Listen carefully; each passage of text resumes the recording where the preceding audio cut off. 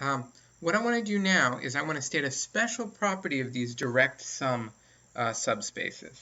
So suppose we have U1 and U2 and all the way up to UN, and these are all subspaces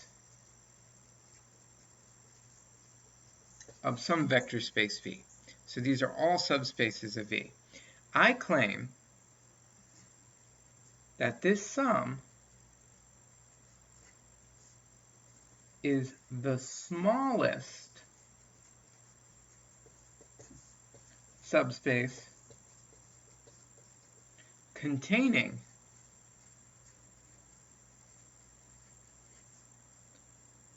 U1, U2 through UN. Okay, now there's a bit to be said here because we're looking at a collection and we're taking the smallest. So what do I mean by that, right? And what is our collection here? Okay, these are subspaces of V. So that means each one of these, U1, U2, every single one of these is a collection of subspaces of V. Okay? They're collections of vectors. Now, if we take the collection of all the subspaces of V, which is probably a very large, infinitely many things in it collection, the collection of all the subspaces, but we don't need to look at that, whatever that collection is. I mean, we might not be able to think about it or picture it, but we don't even need to look at it. I'm going to now reduce it. Let's take a look at the ones that contain the vectors in these subspaces. So U1 is a subspace, U2 is a subspace. Each one of these is a collection of vectors. So let's say I want to look at the vector spaces that contain all the vectors in here, and all the vectors in here, and all the vectors in there, and so on. Well, if we take all of those, then this is the smallest, in the sense that this is inside them. It's inside all of them. So any subspace containing these contains this subspace. Okay, so let's prove this. Proof. Let Z be a subspace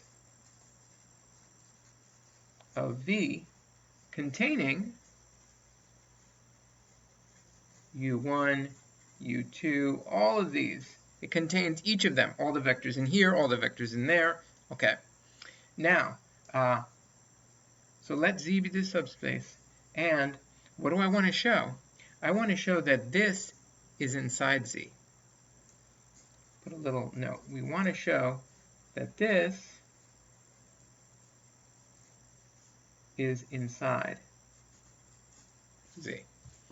I could have written that on a separate piece of paper. It's not necessarily part of a proof. Or I could have written it out as a sentence and declared, hey, we want to show that this is true. And that would be a nice part of a proof. It all depends on your style, however you want to do things.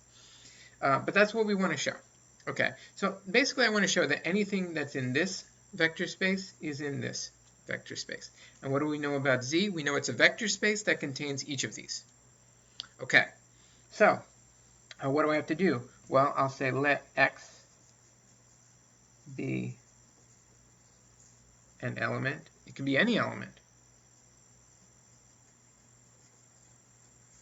of U1 plus U2 all the way through UN. And I want to show X is in Z. And if I do that, I'm done. Proof over. Okay, well, what do we know? We know by the very definition of this sum space, we had these sum vector spaces, we know that X is equal to some mini U1 plus U2 through UN with UI in UI. That's just a nice way of saying that U1 is in big U1 and U2 is in big U2 and so on and so forth. Okay, so we know this. And we know U1, U2 through UN, they're all in Z. They're elements of Z. And now we use the fact that Z is a subspace. So Z is a subspace. It contains all of these, since Z is a subspace. And these are in Z. We know their sum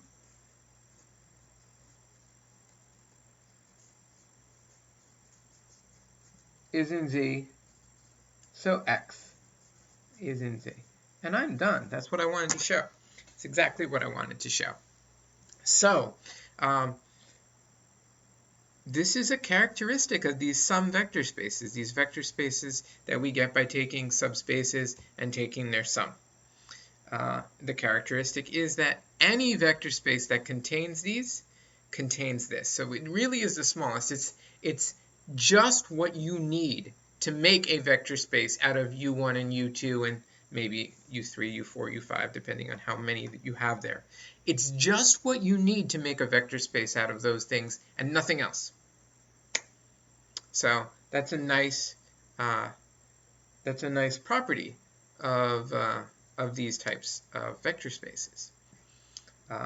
Now, I do want to talk about vector space sums in a slightly different way next, but I think I'm going to do that in the next video.